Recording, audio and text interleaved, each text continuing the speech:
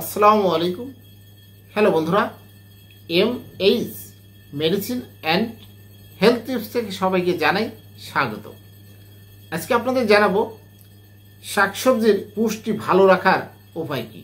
আমরা যে শাকসবজি খাই এটি ঠিকঠাক পুষ্টি আছে, এটি ভালো রাখার উপায় কি, এটি মূলত জানানোর চেষ্টা করব। শাকসবজির ফল অনেকক্ষণ খোলা বাতাসে রাখলে পুষ্টি উপাদান নষ্ট হয়, তাই শাকসবজির টাটকা অবস্থায় খাওয়া উচিত।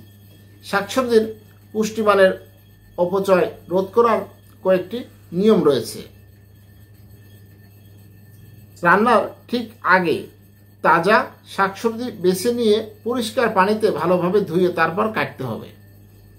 কাটা শাকসবজি পুনরায় ধোয়া বা পানিতে রাখা যাবে না।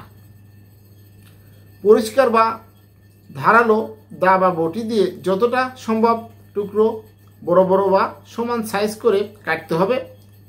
টুকরা ছোট বড় ও এলোমেলো কাটলে এই পুষ্টি উপাদান বেশি নষ্ট হয়। সবজি কাটার সময় যতটা সম্ভব খোসাসহ কাটতে হবে, কারণ খোসার নিচেই বেশিরভাগ ভিটামিন থাকে। ছুরি বা বটি দিয়ে খোসা পুরো করে না কেটে ছিলে বা ছেটে নিলে ভালো, এতে আঁশ পাবেন বেশি। কাটার সময় সঙ্গে সঙ্গে রান্না করতে হবে। যদি রান্না করতে দেরি হয় তাহলে সবজিগুলো ঠান্ডা স্থানে ঢেকে রাখা উচিত। ছোট মুখের গর্তগুলো পাত্রে শাকসবজি রান্না করা উচিত। সারানো মুখের পাত্রে রান্না করলে বাতাসে অক্সিজেন সবজির সংস্পর্শে বেশি আসে, ফলে ভিটামিন বেশি নষ্ট হয়। সেদ্ধ করার সময় যতটুকু পানি প্রয়োজন ঠিক ততটুকুই পানি ব্যবহার করতে হবে এবং প্রথমে পানি ফুটিয়ে নিয়ে তাতে সবজি ছাড়লে তাতে খাদ্য উপাদান জারিত হয়ে কম নষ্ট হয়। শাকসবজির সেদ্ধ করা পানি কোনো মতেই ফেলা উচিত নয়। এই পানি ডাল বা অন্য তরকারির সঙ্গে ব্যবহার করা এবং শাকের সঙ্গেই শুকিয়ে নিলে ভালো থাকে, ভালো ভিটামিন পাওয়া যায়।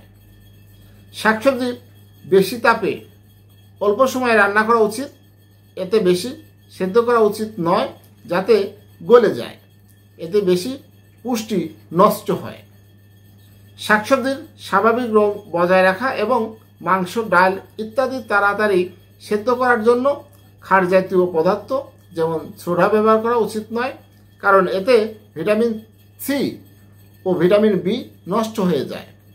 কিছু কিছু শাকসবজি যেমন ধনেপাতা, পুদিনা পাতা, লেটুস পাতা, গাজর, মূলা, শসা ইত্যাদি কাঁচা খাওয়া ভালো।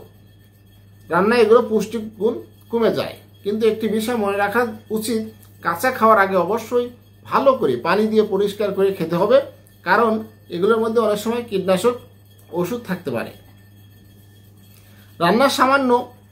রান্নায় সামান্য ভিনেগার বা লেবুর রস ব্যবহার করলে ভিটামিন বি ও সি অনেকটা রক্ষা পায়।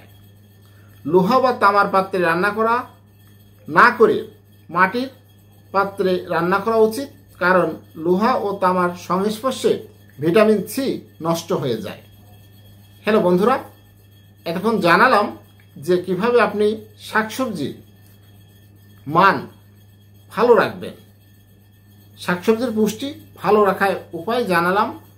আমার এই ভিডিওটি যদি ভালো লাগে, এরকম নতুন নতুন ভিডিও পেতে আমার চ্যানেলটি এখনই সাবস্ক্রাইব করে রাখুন, লাইক, কমেন্ট, শেয়ার করুন। সবাই বেশি বেশি শাকসবজি খাওয়ার চেষ্টা করুন। সুস্থ থাকুন। আজকের মতো বিদায় নিচ্ছি। আল্লাহ হাফেজ।